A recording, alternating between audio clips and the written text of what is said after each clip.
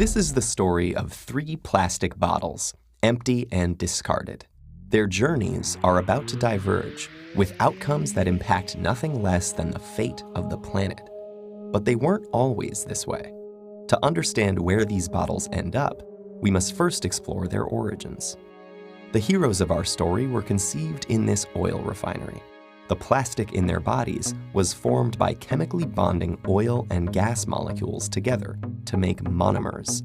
In turn, these monomers were bonded into long polymer chains to make plastic, in the form of millions of pellets. Those were melted at manufacturing plants and reformed in molds to create the resilient material that makes up the triplets' bodies. Machines filled the bottles with sweet, bubbly liquid, and they were then wrapped, shipped, bought, opened, consumed, and unceremoniously discarded. And now here they lie, poised at the edge of the unknown. Bottle 1, like hundreds of millions of tons of his plastic brethren, ends up in a landfill.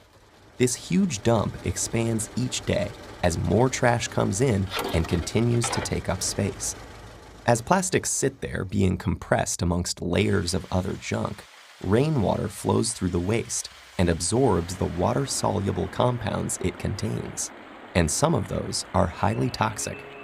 Together, they create a harmful stew called leachate, which can move into groundwater, soil, and streams, poisoning ecosystems and harming wildlife.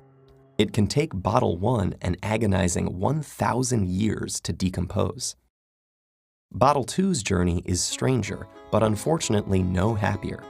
He floats on a trickle that reaches a stream that flows into a river, and a river that reaches the ocean. After months lost at sea, he's slowly drawn into a massive vortex where trash accumulates, a place known as the Great Pacific Garbage Patch. Here, the ocean's currents have trapped millions of pieces of plastic debris. This is one of 5 plastic-filled gyres in the world's seas, places where the pollutants turn the water into a cloudy plastic soup. Some animals, like seabirds, get entangled in the mess. They and others mistake the brightly colored plastic bits for food. Plastic makes them feel full when they're not, so they starve to death and pass the toxins from the plastic up the food chain. For example, it's eaten by lanternfish. The lanternfish are eaten by squid. The squid are eaten by tuna. And the tuna are eaten by us.